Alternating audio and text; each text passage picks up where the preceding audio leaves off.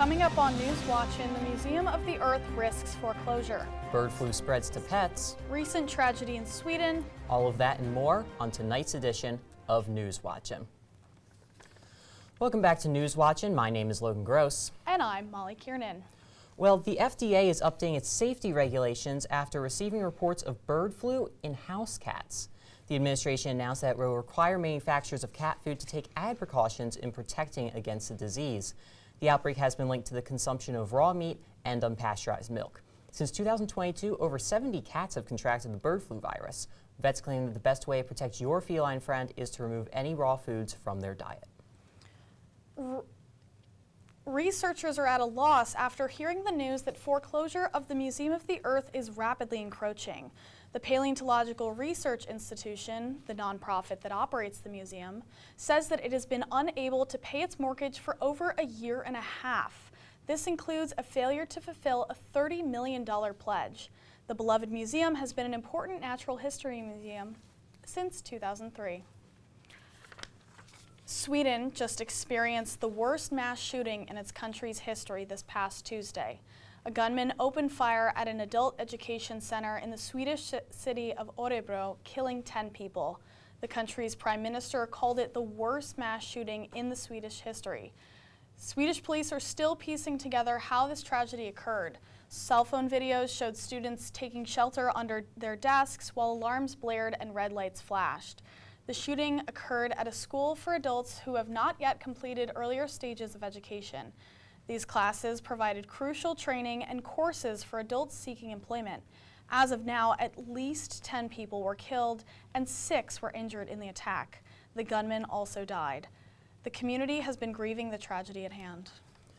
In more unfortunate news, fans across the country are mourning the loss of Jules Feiffer. The artist and author passed away at his New York home on January 17th. Feiffer is remembered for his unpredictable sense of humor. It was his comics that won him the Pulitzer Prize for editorial cartooning in 1986. His creative output never slowed, however, with his most recent book published in 2024. Feiffer was 95 years old.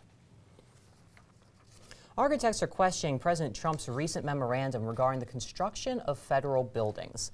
The order proposes that designers return to a traditional neoclassical style. Trump has pursued a similar policy during his last term, but this was later reversed by former President Biden.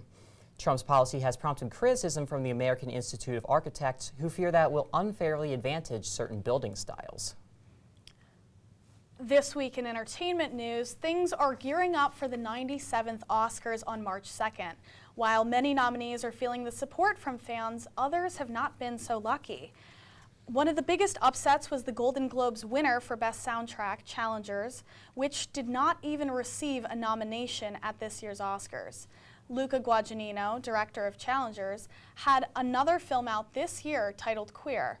Upon release, the film was well received and anticipated an Oscar nominee. Neither Challengers nor Queer received any recognition for the upcoming awards, which has viewers wondering how they determine which films are celebrated.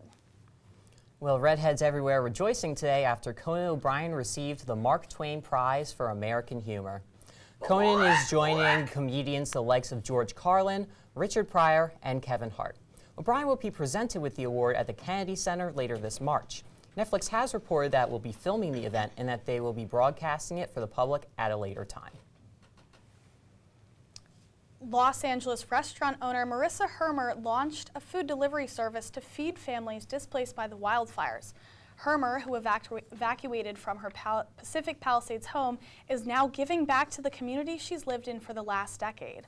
She said she felt called to help out because she couldn't stop thinking about all the parents that were having trouble feeding their children. She has raised over $50,000, which has been providing meals for displaced families and frontline workers. She describes this community action as togetherness. Now, this isn't the first time she has used cooking to take action. She first launched this program during the COVID pandemic. More information on the program can be reached by texting dinner to 707070. I mean, wow, uniting a community like that is really amazing. Yeah, I like to think that my community would do something similar for me if I was in that situation. A very inspiring story. Coming up next on News Watchin', Canada's shocking response to Trump backing down on tariffs. Bounce House tycoon gets greedy with weddings. And Pete Johans reveals why he had to kick those babies. Stay with us.